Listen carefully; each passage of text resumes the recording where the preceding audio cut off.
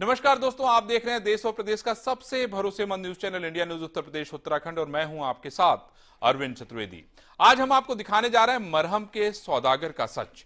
हां, बीएचयू के trauma centre में भ्रष्टाचार, धांधली, टेंडर में हेरफेर के साथ साथ मरीजों के नाम पर भी सौदा। जिम्मेदार मौन है या यूं कहें इन सब में वो भी शामिल हैं। आपको पूरा मामला बताते हैं। सोनभद्र निवासी एलआईसी एजेंट विजेंद्र नाथ त्रिपाठी का रोड एक्सीडेंट हुआ था, जिसके बाद उन्हें बीएचयू के ट्रॉमा सेंटर में एडमिट करवाया गया। वहां डॉक्टरों की तरफ से कहा गया कि हड्डी में चोट काफी गंभीर है, घाव सुखाने के लिए वैक मशीन बाहर से लानी होगी। मरीज के परिजनों के मुताबिक वैक मशीन 3 बार मंगवाई गई, जिसका खर्च 93,000 से ज्यादा दिया गया। इसके बावजूद उनके अपने की जान नहीं बच सकी। लेकिन सबसे बड़ी हैरानी की बात यह है कि बीएचयू ट्रॉमा सेंटर में वैक मशीन की निःशुल्क व्यवस्था है। इसके बावजूद उसके डॉक्टर ने मशीन बाहर से क्यों मंगवाई, और तो और उसकी जान भी नहीं बची।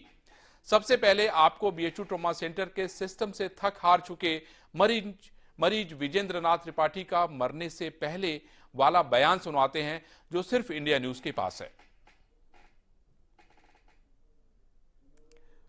त्रिपाठी, ग्राम भरुआ, तहसील रावटगंज, सोनभद्र का निवासी हूँ। 3 तारीख को हाईवे पर मेरा एक्सीडेंट हो गया और मैं इलाज के लिए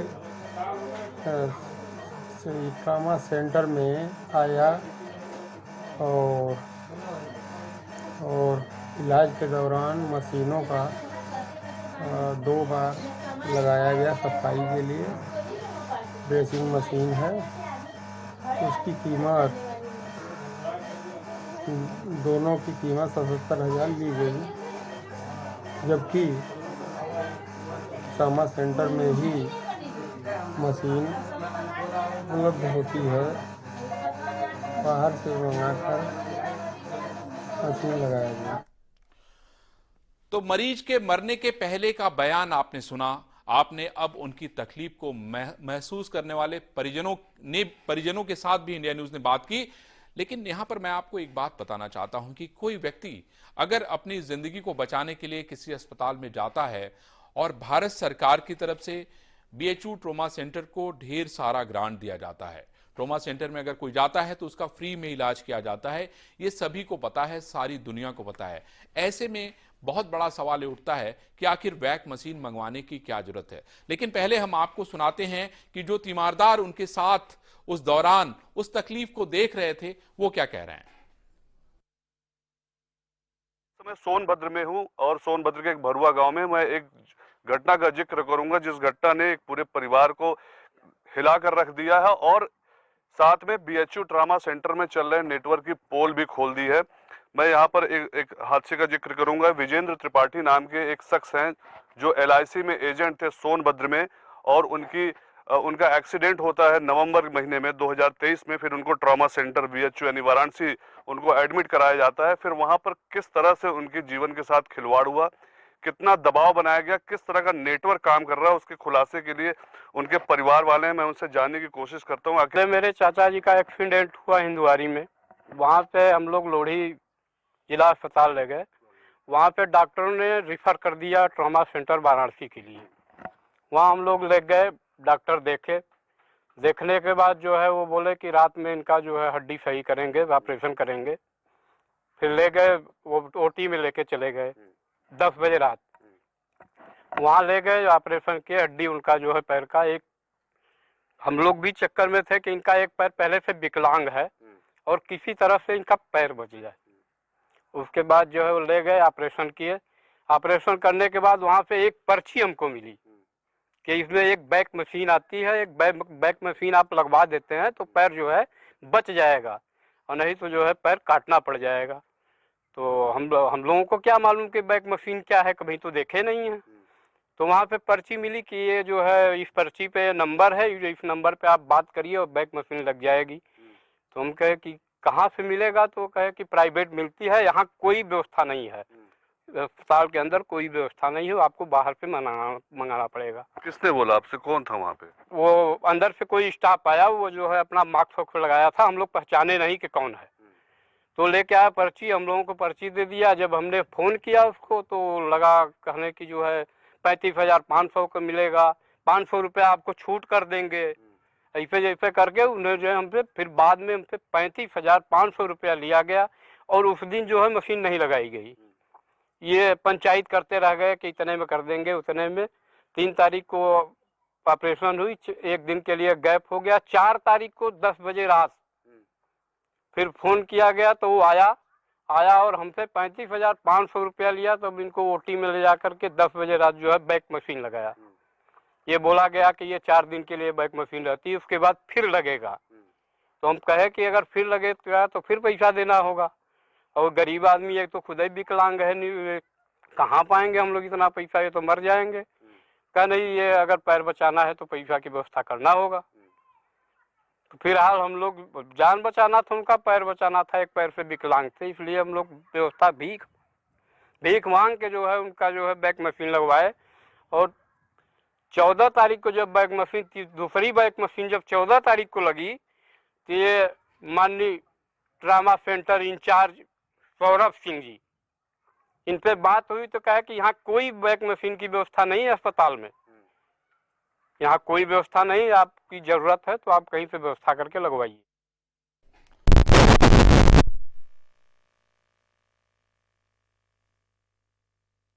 उसमें किस तरीके से पूर्वांचल का एम्स कहे जाने वाला बीएचयू का ट्रामा सेंटर इन दिनों नए विवादों में घिरता नजर आ रहा है। इसके पहले इंडिया न्यूज ने आपको खबर दिखाया था जिसमें 500 करोड़ का लंबा भ्रष्टाचार हुआ था, लिहाजा इस खबर का असर भी हुआ और लगातार जांच चल रही है। जांच में क्या तथ्य सामने आया ये तो देखने की बात होगी, लेकिन अब ट्रामा सेंटर फिर से नए विवाद में आ रहा है। ये विवाद क्या है? ये डॉक्टर और दलालों का गठजोड़ है। ताजा मामला नवंबर माह में विजन पांडे का है। विजन नाथ पांडे का एक्सीडेंट सोनभद्र में होता है, जिनका इलाज बीएचयू के ट्रामा सेंटर में चलता है। हालांकि विजय नाथ पांडे आज इस दुनिया में नहीं है, उनके इलाज के दौरान उनकी मौत हो जाती है। उनका इलाज जब ट्रामा सेंटर में चल रहा था, उनके पैर में काफी गंभीर चोट लगी थी, तो डॉक्टरों के द्वारा कहा गया था कि घाव सुखाने के लिए वीएससी मशीन मंगानी पड़ेगी। ये वीएससी मशीन ट्रामा सेंटर में पहले ही उपलब्ध था, लेकिन उसके बाद भी वीएससी मशीन बाहर से मंगाई जाती है। यह मशीन 3 बार में मंगाया जाता है और 3 बार में 93,000 रुपए का खर्च आता है। लेकिन जब मरीज के परिजन को यह बात की जानकारी हुई कि VSC machine already trauma centre में मौजूद है, उसके बाद भी बाहर से यह मशीन मंगाई जा रही है, तो वो लोग कंप्लेन करते हैं, सीएम को और पीएम को पत्र लिखते हैं। मामला है प्रोफाइल होता है, तो आईएमए के द्वारा फैक्ट फाइंडिंग कमेटी की जांच होती है, एक टीम गठित होती है। टीम अपनी रिपोर्ट 1 सप्ताह में सबमिट करता है, लेकिन टीम जो रिपोर्ट सबमिट करता है उस रिपोर्ट के बारे में अभी तक कुछ खुलकर सामने नहीं आया कि वाकई में रिपोर्ट में क्या है। इंडिया न्यूज ने उन चारों सदस्यों से बात किया। बात में जो सदस्य हैं, जो चेयरमैन थे फैक्ट फाइंडिंग कमेटी के ललित मोहन अग्रवाल, उन्होंने बात को घुमाते हुए बताया कि अभी हम कुछ याद नहीं है कि क्या हमने रिपोर्ट सबमिट किया था। मैंने दूसरे सदस्य से बात करना चाहा, प्रोफेसर रोयाना ने भी बात को घुमाते हुए ये क्लियर नहीं बताया कि फैक्ट फाइंडिंग कमेटी में जो जांच हुई थी वो क्या जांच हुई। तो जांच तो धरी की धरी रह गई, बात जो हुआ वो घुमावदार हुआ। लेकिन अभी भी बीएचयू के वीएससी मशीन में लगातार मरीजों के साथ वही दुर्व्यवहार होता सामने आ रहा है। ये मैं नहीं, ये आरोप लग रहे हैं, लगातार ये आरोप बीएचयू में पड़ रहे हैं, लेकिन अभी तक कोई कार्रवाई नहीं हुई है। अब देखना दिलचस्प होगा कि आगे क्या कार्रवाई होती है बीएचयू में ट्रामा सेंटर के वीएससी मशीन घोटाले को लेकर। वीडियो जर्नलिस्ट दीपक के साथ आकाश यादव, इंडिया न्यूज, वाराणसी। अभी आपने ये देखा आकाश की रिपोर्ट, लेकिन सबसे बड़ा सवाल यह है कि जब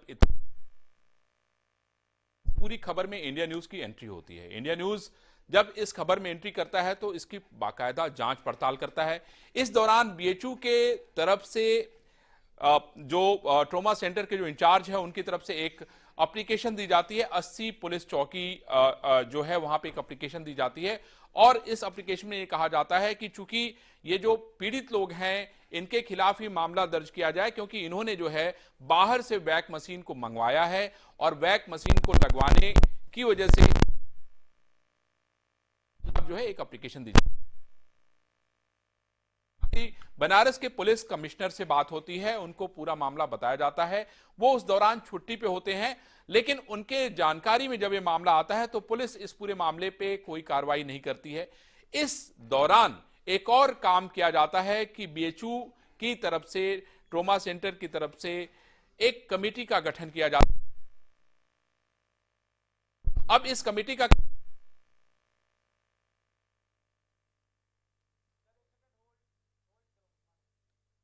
डॉक्टर रोना सिंह से बात हो रही है। हाँ जी।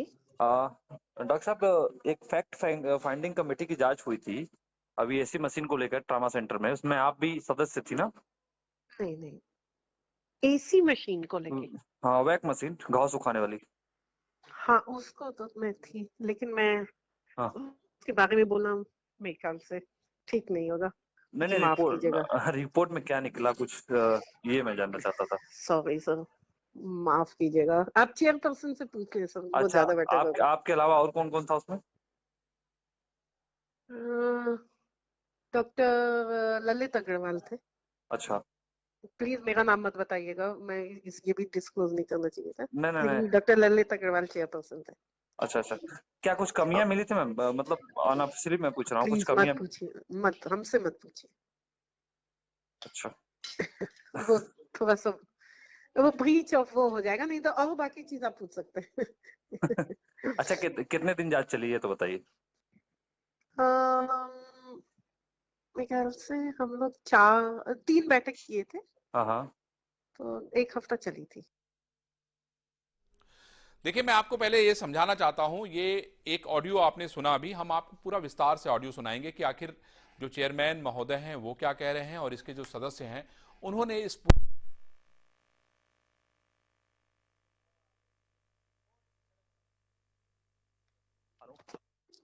हेलो।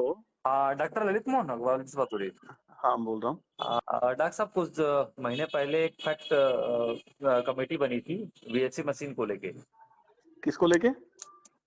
अभी ऐसे मशीन जांच को लेकर ट्रामा सेंटर में, इसमें आप ही के सानिध्य में पूरा ये जांच हुआ था। कौन सी वाली कमेटी है? Fact finding committee. हाँ, एक फैक्ट फाइंडिंग कमेटी बनी थी। हाँ। तो उसमें क्या निकला डॉक्टर साहब, जरा कुछ जानकारी चाहिए थी। वो तो देखिए, रिपोर्ट हमने सबमिट कर दी है उनको। हम्म। डायरेक्टर साहब ने बनाई थी मेडिकल कमेटी को। जी। जो भी रिपोर्ट थी हमने सबमिट कर दी है उसको। क्या जैसे क्या निकला? दरअसल खबर लिखनी थी ना, इसलिए मैं जानकारी ले रहा था आपसे। मेरे को तो याद भी नहीं है, वो कितनी पुरानी बात हो गई है। हमें लगता है कि 3-4 महीने हुई होगी या 5 महीने होगी, उससे ऊपर तो नहीं। इतनी कमेटियों के, इतनी कमेटी बन के मेंबर बनते हैं, इतने वो करते हैं, कहाँ याद रहता है। हाँ। वो तो वैसे भी फैक्ट फाइंडिंग कमेटी थी, उसमें तो ऐसा कुछ था नहीं, मतलब कि कुछ ऐसा। अभी भी जानकारी मिल रही कि बाहर से मशीनें आ रही है, उसका उपयोग किया जा रहा है, कई आरोप लग रहे हैं। क्योंकि आपने जांच किया था, इसलिए मैं आपसे पूछ रहा हूँ कि आपने जांच में क्या पाया। नहीं, जांच में तो देखिए, अब वो तो बेसिकली अब जो वो मशीन जो वहां पे प्रोवाइड, वो तो मटेरियल प्रोवाइड करते हैं वो ट्रॉमा सेंटर में। हाँ। तो और मशीन को उन्होंने कोई, मेरे ख्याल से किसी को शायद आउटसोर्स पे रखा हुआ है, जो कि वहीं पे मशीन लगाता है और उसको जो कंज्यूमेबल है वो प्रोवाइड करते हैं ट्रॉमा सेंटर वाले। लेकिन ये जो हॉस्पिटल में तो ये मशीन पहले से ही मंगा के रखा गया है, लगभग 50 की संख्या में मशीनें हैं। देखिए, अब मेरे को एग्जैक्टली याद नहीं, लेकिन जो हॉस्पिटल में ये चीज फ्री नहीं मिलती है, वो सिर्फ ट्रॉमा सेंटर में ही जो ये फैसिलिटी फ्री में है। ये हाँ। मेरे ख्याल से हॉस्पिटल में it is not free of cost. तो वो ट्रामा वाला ही पूछ रहा हूँ मैं, दरअसल ट्रामा के लिए ही जांच हुई थी ना। हाँ, ट्रॉमा के लिए तो, ट्रॉमा में तो वहां पे हमने स्ट्रिक्टली बोल दिया था कि कुछ लोगों का, जैसे मेरे ख्याल से ये कहना था कि हमको ये चीज मालूम नहीं है, जबकि नोटिस था उसके अंदर। अच्छा। तो अब ये फाइनली यही हुआ था कि भाई अब आगे से कोई भी जो है एक सर्कुलर हो जाएगा, सबको पता लग जाएगा कि यहाँ पे ये फैसिलिटी अवेलेबल है और ये फ्री ऑफ कॉस्ट पेशेंट को दिया जाता है। डॉक्टर अजीत जी वो कंप्लेन किए थे इस पे।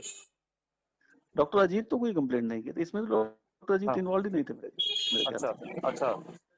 इसमें तो उनसे तो कोई बात हुई नहीं थी। अच्छा। इसमें तो मेरे ख्याल से शायद, जहाँ तक आई एम नॉट मतलब वेरी श्योर, मेरे ख्याल से कुछ हमने शायद स्टाफ नर्सिस से बात की थी और कुछ ऑर्थोपेडिक्स के रेजिडेंट से बात की थी, और जहाँ तक मेरा आइडिया है हमने शायद प्लास्टिक सर्जरी के कुछ। देखिए यहाँ पे मैं आपको जरा समझाना चाहता हूं, इसको पूरा समझिए। ये खबर इतनी आसान नहीं है जितनी आपको दिखाई पड़ती है। बहुत बड़ा नेक्सस काम कर रहा है और उस नेक्सस के पीछे बहुत बड़े बड़े लोग हैं। ये आपने देखिए ललित मोहन अग्रवाल का जो है ये ऑडियो रिकॉर्डिंग सुनिए। ये ऑडियो ये कह रहा है कि एक हमारे पास फैक्ट फाइंडिंग की एक कमेटी बना दी गई और हमने उसकी जांच की और एक व्यक्ति की मौत हो गई। आप सोचिए कि एक व्यक्ति का, एक परिवार के सदस्य की मौत हो गई, उनको किसी भी बात का जरा सा भी अफसोस नहीं है और इसमें ये प्ली दे दिया गया, ये कह दिया गया कि नहीं भूलवश ऐसा हो गया। अरे ऐसा कैसे हो सकता है? बाकायदा जब नोटिस लगी है, जब ये पता है कि ट्रॉमा सेंटर में आने वाले मरीज का इलाज मुफ्त में होता है, ऐसे में इतनी बड़ी लापरवाही कैसे हो गई? और सबसे बड़ा सवाल यह है कि आखिर अभी तक किसी के खिलाफ कार्रवाई क्यों नहीं हुई?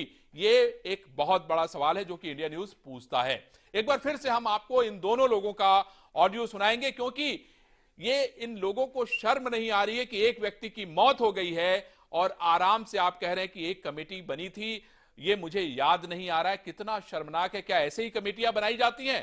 क्या ऐसे ही कमेटी बना के सिर्फ छोड़ दिया जाता है कि सिर्फ कमेटी फाइंडिंग हो गई, आप किसी व्यक्ति की जान चली गई, आप उनको माफ कर दीजिए? एक बार मैं पीसीआर से कहूंगा कि एक बार फिर से ललित मोहन अग्रवाल का वो बातचीत सुनवाएं जिसमें वो बहुत आसानी से इस बात को कह दे रहे हैं कि हमें कुछ याद नहीं है और हमने इन लोगों से पूछताछ की और उसका निष्कर्ष ये है। सवाल यह है कि अभी तक कार्रवाई क्या हुई? आखिर सौरभ सिंह जो ट्रॉमा सेंटर के इंचार्ज हैं, उनके खिलाफ अभी तक किसी तरह की कार्रवाई क्यों नहीं हुई? ये बहुत बड़ा सवाल है जो इंडिया न्यूज पूछता है वाइस चांसलर से और वाइस चांसलर को इसका जवाब देना होगा। अभी हम आगे आपको लेके चलेंगे, लेकिन एक बार फिर से जरा ऑडियो सुनिए आप। Hello hello. हाँ, डॉक्टर ललित मोहन अग्रवाल से बात हो रही है। हाँ, बोल रहा हूँ।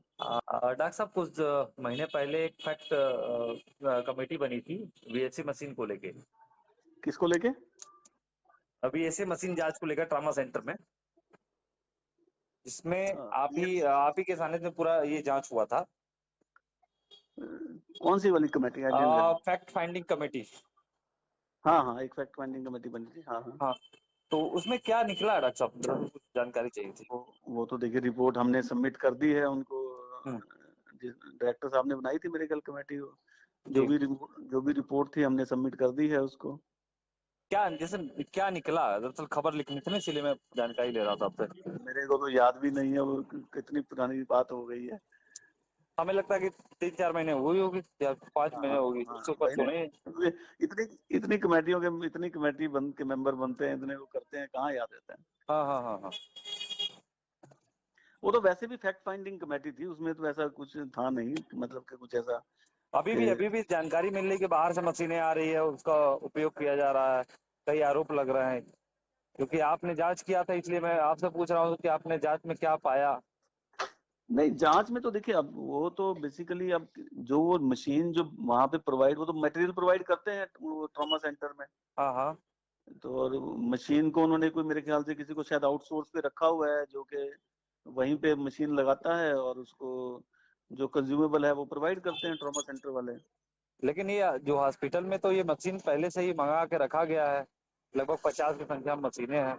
देखिए अब मेरे को एग्जैक्टली याद नहीं, लेकिन जो हॉस्पिटल में ये चीज फ्री नहीं मिलती है, वो सिर्फ ट्रॉमा सेंटर में ही जो ये फैसिलिटी फ्री में है। ये मेरे ख्याल से हॉस्पिटल में it is not free of cost. तो वो ट्रॉमा वाला ही पूछ रहा हूँ मैं, दरअसल ट्रॉमा के लिए ही जांच हुई थी ना। हाँ, ट्रॉमा के लिए तो ट्रॉमा में तो वहां पे हमने स्ट्रिक्टली बोल दिया था कि कुछ लोगों का, जैसे मेरे ख्याल से ये कहना था कि हमको ये चीज मालूम नहीं है, जबकि नोटिस था उसके अंदर। अच्छा।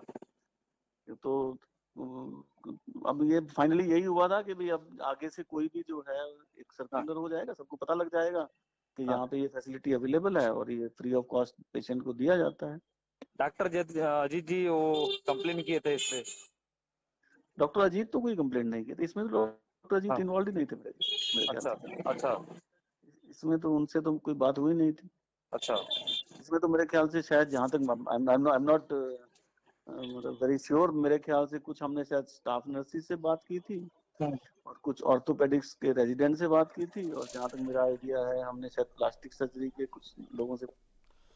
तो आपने देखा कि किस तरीके से जो है फैक्ट फाइंडिंग कमेटी के अध्यक्ष का कहना है कि ये कोई बहुत बड़ी बात नहीं है और बड़ी आसानी से इन्होंने सबको माफ भी कर दिया। इन्होंने कहा कि डॉक्टरों का ये कहना था कि हमें ये चीज मालूम नहीं है, जबकि इनका यह भी कहना है कि नोटिस लगी थी, नोटिस को किसी ने पढ़ने की आवश्यकता नहीं समझी और आगे से इन्होंने जो जांच करके कमेटी दे दी है, आगे से जो है अब ऐसा काम नहीं होगा। सवाल यह है कि जिस व्यक्ति की जान चली गई है उसका क्या होगा, इसके बारे में किसी के पास कोई जवाब नहीं है।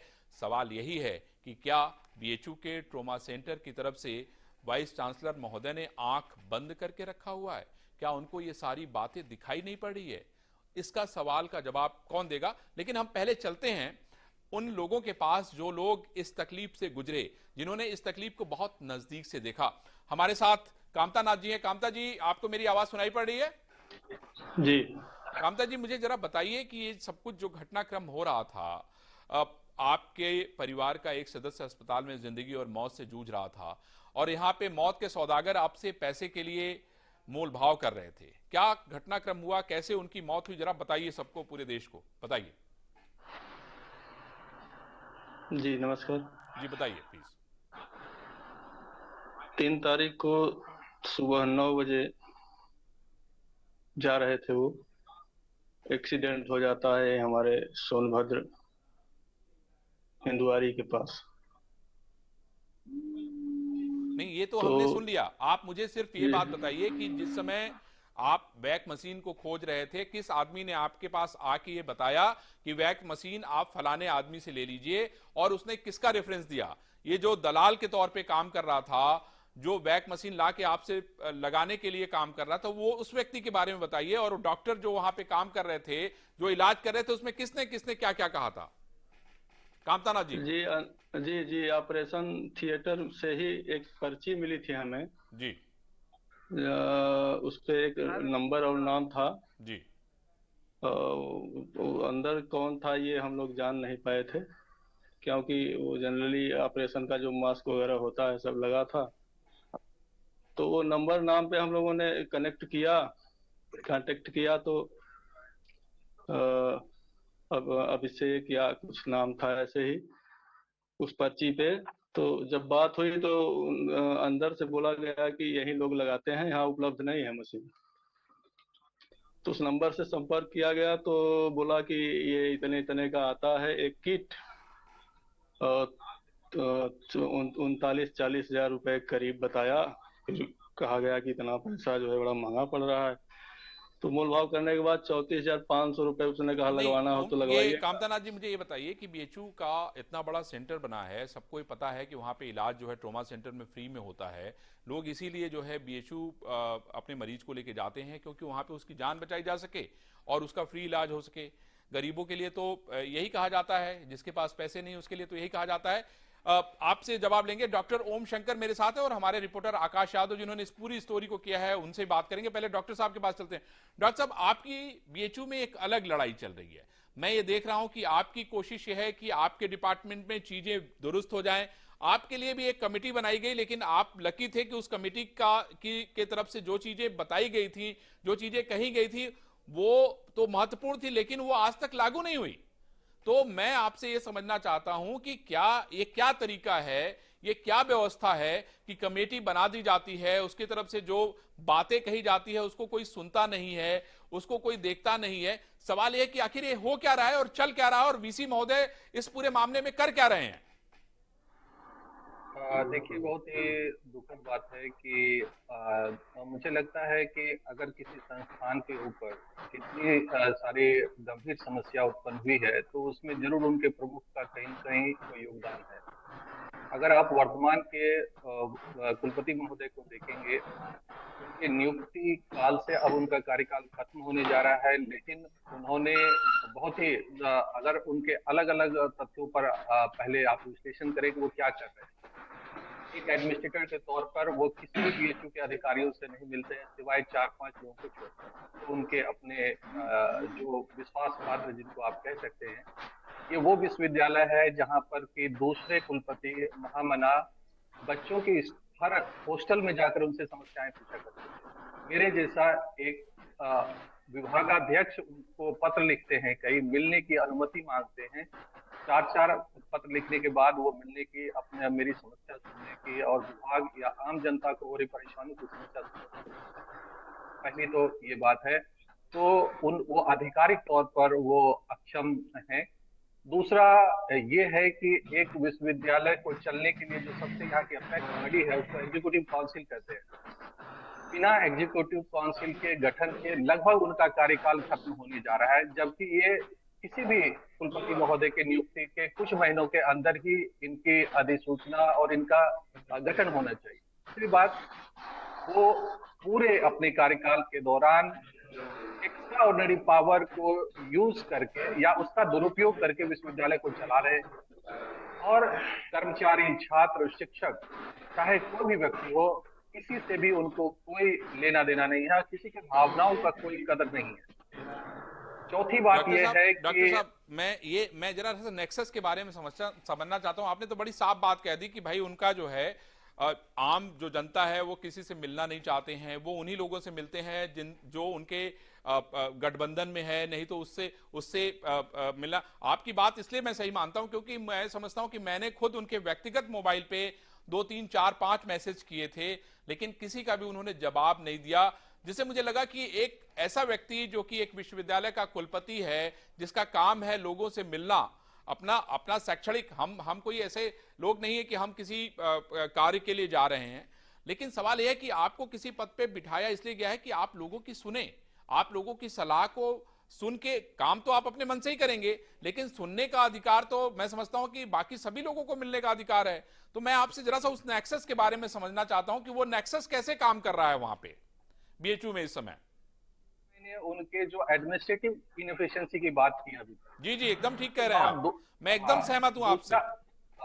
अब दूसरा मुद्दा ये है कि क्या वो यहाँ जो बनारस हिंदू यूनिवर्सिटी के विश्वविद्यालय में इंस्टीट्यूट ऑफ एविडेंस के नाम पर 1000 करोड़ दिया गया, ये पैसा कहाँ गया, कहाँ जा रहा है, इसका नहीं पता।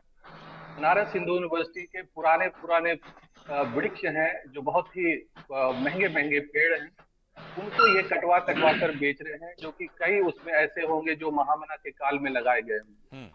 उसके बाद आगे मैं बताता हूं जो 3-4 तथ्य हैं जिनके आधार पर मैं ये बताऊंगा कि कुलपति महोदय कैसे भ्रष्टाचार को संरक्षण दे रहे हैं। पहले मैं आपको बताऊंगा कि जो ये आज चिकित्सा अधीक्षक महोदय हैं वर्तमान में जिस अस्पताल की आप बात कर रहे हैं जी, उसके चिकित्सा अधीक्षक प्रोफेसर के गुप्ता साहब हैं।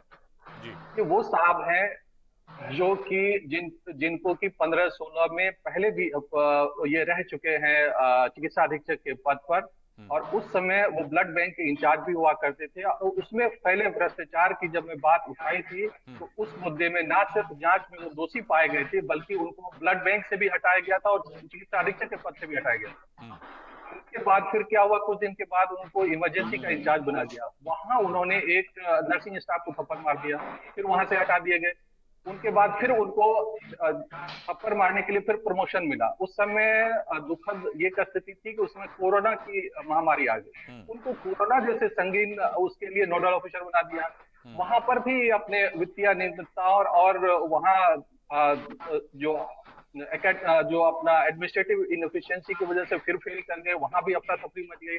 उसके बाद ये सब कैसे हो जाता है, ये सब कैसे हो पाता है, क्या मतलब इतना जुगाड़ है, किसी को कुछ नहीं दिखाई पड़ रहा है, बाकी जो लोग बैठे हुए हैं उनको किसी को कुछ भी दिखाई नहीं पड़ रहा है। डॉक्टर साहब, हम एक बार हमारे रिपोर्टर हैं आकाश यादव, उनके पास चलते हैं। आकाश, आपको मेरी आवाज सुनाई पड़ रही है? 1 मिनट में बताता हूँ। डॉक्टर साहब, मैं आपके पास फिर लौट के आ रहा हूँ। डॉक्टर साहब, मैं आपके पास फिर लौट के आ रहा हूँ। आकाश, आपको मेरी आवाज सुनाई पड़ रही है? जी बिल्कुल सर। आकाश, मैं आपसे ये पूछना चाहता हूं कि जब आपने सौरभ सिंह को मैसेज किया कि इस मुद्दे पे हमें आपका जवाब चाहिए, आपका आंसर चाहिए, तो उस पे सौरभ सिंह का क्या जवाब था? देखिए अरविंद सर, अब इंडियन न्यूज जब भी कोई खबर चलाता है तो दोनों पक्षों की बात जरूर सुनता है। हमने भी वही काम किया, पहले तो पीड़ित की बात सुन ली, उसके बाद ट्रॉमा सेंटर के प्रभारी की बात हमने बात करनी चाहिए कि मुझे इस मामले में बात करनी है आपसे, आप अपना पक्ष रखेंगे, लेकिन उन्होंने बात करने से इनकार कर दिया। हालांकि उन्होंने कहा कि आप जो सबूत है, जो साक्ष्य है, आप हमें व्हाट्सएप करें, मैं देख लेता हूं, यदि संभव हो तो बात करना चाहूंगा। मैंने पीड़ित का जो तहरीर था उनको व्हाट्सएप कर दिया, उनका फिर से ना कोई जवाब आता है, ना ही कॉल रिसीव होता है, ना ही बैक कॉल आता है। तो सोचिए, लड़ाई जो हो रही है सिस्टम से लड़ी जा रही है, व्यक्ति विशेष की लड़ाई नहीं है, ये सिस्टम से लड़ी जा रही है। और ये मौन सिस्टम कब सुनेगा, आम लोगों की बात ये देखना दिलचस्प होगा। लगातार हमने पीड़ित की बातों की अपने चैनल में प्रसारित किया, लोगों के पास इन मुद्दों को ऐसी मशीन नहीं है।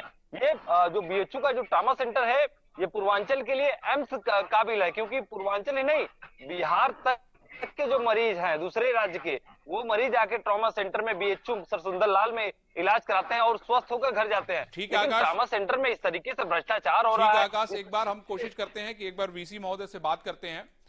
मैं पीसीआर से कहूंगा कि एक बार वाइस चांसलर महोदय को फोन लगाएं, हो सकता है वो फोन उठा लें और हमारी सवालों के जवाब दे दें। डॉक्टर ओम शंकर जी भी हमारे साथ जुड़े हुए हैं, मृतक के परिजन भी जुड़े हुए हैं, तो मैं समझता हूं कि जितना बेहतर जवाब बीसी के पास होगा और किसी के पास नहीं होगा। एक बार फिर से मैं कहूंगा कि जरा सा वाइस चांसलर महोदय को फोन लगाएं, जिससे हमें पता तो चले कि नहीं क्या वो किसी का फोन उठाते हैं या नहीं उठाते हैं, और लोगों को भी पता लगे। थोड़ा इंतजार करिए, अभी देखिए फोन पैच करते हैं और देखिए क्या जवाब होता है।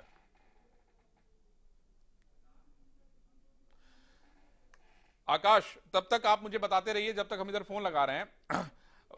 आपको क्या नजर आता है आकाश, किस तरह का नेक्सस काम कर रहा है और कहां पे लैक है? जैसे डॉक्टर ओम शंकर जी कह रहे थे कि प्रशासनिक रूप से अगर हम देखें तो वीसी महोदय जो है एकदम अक्षम है, उनका कार्यकाल समाप्त होने के कागार पे है, लेकिन जो काम होना चाहिए महामना की जो है विद्यालय में, महाविद्यालय में, जिसके लिए उन्होंने उसको बनाया है, हर वर्ग के लोग वहां पे पढ़ें, सबको समान भाव से शिक्षा मिले, और अस्पताल और बाकी चीजों को इसलिए बनाया गया है कि सबको समान रूप से इलाज मिले।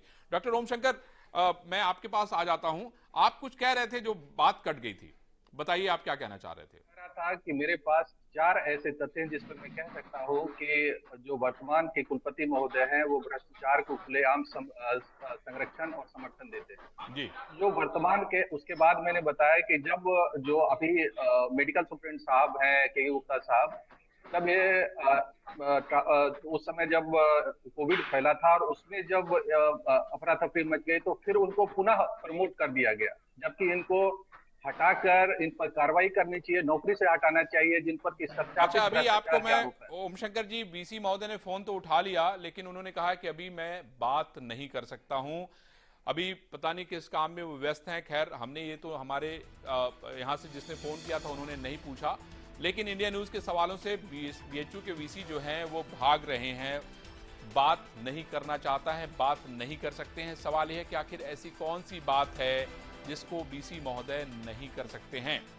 हम एक बार फिर से सौरभ सिंह को कहेंगे कि सौरभ सिंह को भी फोन लगाइए, एक बार अगर बात हो जाए तो हम उनसे सवाल पूछते हैं कि आखिर ये जो फैक्ट फाइंडिंग कमेटी बनाई गई है उसको लेके क्या जवाब है उनके पास, और जब वहां पे नोटिस बोर्ड में ये लगा हुआ था, नोटिस लगी हुई थी, उसके बाद भी कैसे बाहर से वैक मशीन आई, और वैक मशीन जो मंगाई गई।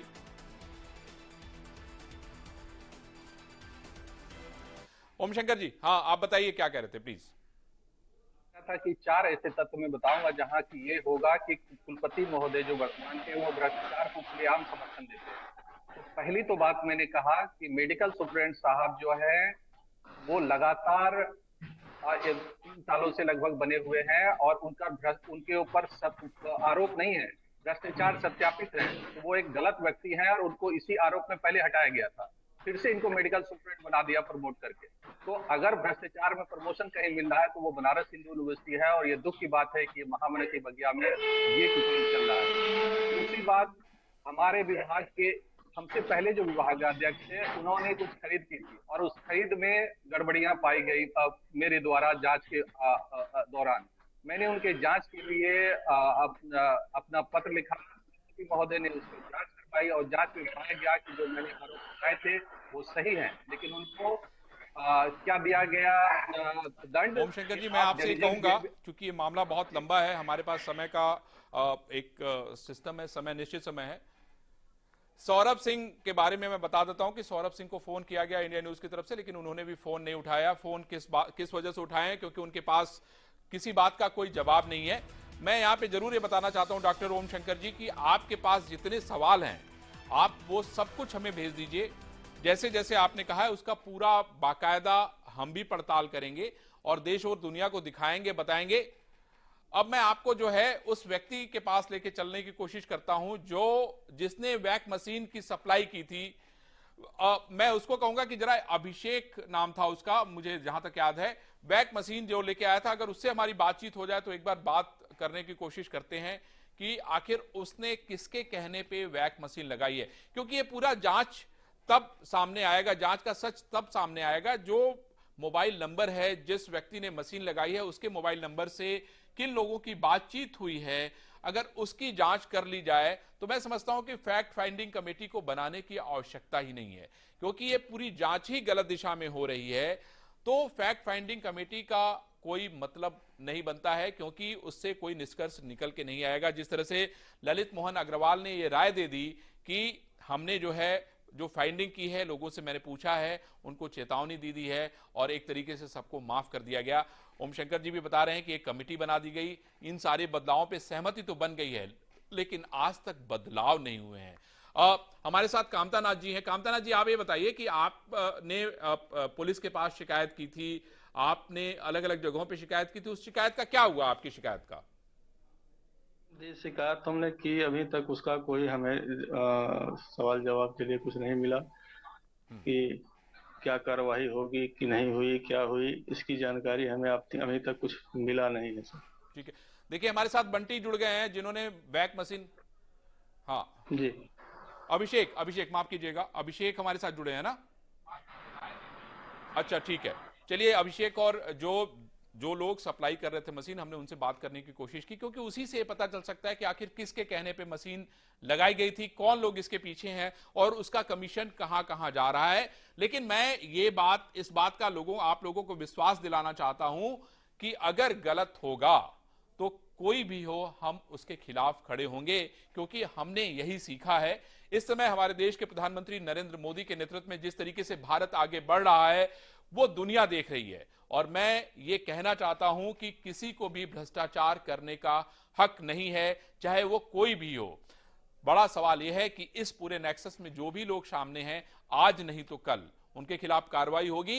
ये इंडिया न्यूज आपको भरोसा दिलाता है, और इस विश्वास के साथ ये बात कह के मैं यहां से उठूंगा कि अगर आपके पास कुछ है तो आप डरिए नहीं, घबराइए नहीं, सही जगह पे पहुंचाइए, सही व्यक्ति को दीजिए, जो बिकने वाला ना हो, जिसे कोई खरीद ना सके। क्योंकि मैं आपको ये कहना चाहता हूं कि कहानियां तो महान वही बनती हैं जो सीधी ना हो के टेढ़ी मेढ़ी हो, घुमावदार हो, भौर से ज्यादा गहरी हो। सीधी कहानी न कोई पढ़ना चाहता है, न कोई सुनना चाहता है। इंडिया न्यूज जो खबर दिखाता है पूरी ताकत से दिखाता है, सच के साथ दिखाता है और अपने दम के साथ दिखाता है, किसी के दबाव में नहीं दिखाता है। इस खबर के लिए भी मेरे पास बहुत सारे लोगों ने फोन किया था कि ये खबर आप मत चलाइए, लेकिन हम इस खबर को लेके आगे बढ़े और आपके सामने सच लेके आ रहे हैं, क्योंकि सच जानना सबके लिए बहुत जरूरी है। क्योंकि तकलीफ जिस व्यक्ति की जान गई है, उसके परिवार से एक बार पूछ के तो देखिए कि आखिर उसका अपना कहां चला गया और आज उस परिवार की क्या स्थिति है। डॉक्टर ओम शंकर जो कि हमारे साथ हैं, लेकिन उनसे तो पूछिए कि कितने सारे लोगों का वो इलाज नहीं कर पा रहे हैं। आकाश यादव को भी कितनी चुनौतियों का सामना करना पड़ा, ये मैं समझता हूं, जानता हूं, लेकिन ऐसे ही लोगों से जो है इतिहास बनता है। और मैं समझता हूं कि हर समय ऐसे लोग होते हैं जो सिस्टम को तोड़ने और मरोड़ने का काम करते हैं, लेकिन ऐसे भी लोग होते हैं जो सिस्टम को बनाने का काम करते हैं। आप सभी लोगों को मेरी तरफ से बहुत बहुत धन्यवाद। लेकिन हम इस खबर पे लगातार रहेंगे, आपके पास जो कुछ भी है वो हमें जरूर भेजिएगा, बताइएगा। ये हमारी मुहिम जो है वो जारी रहेगी, क्योंकि ये भ्रष्टाचार के खिलाफ मुहिम है और भ्रष्टाचार में किसी को भी माफी नहीं है। तो आज विशेष में सिर्फ इतना ही, आगे बाकी खबरों के लिए आप लोग देखते रहिए।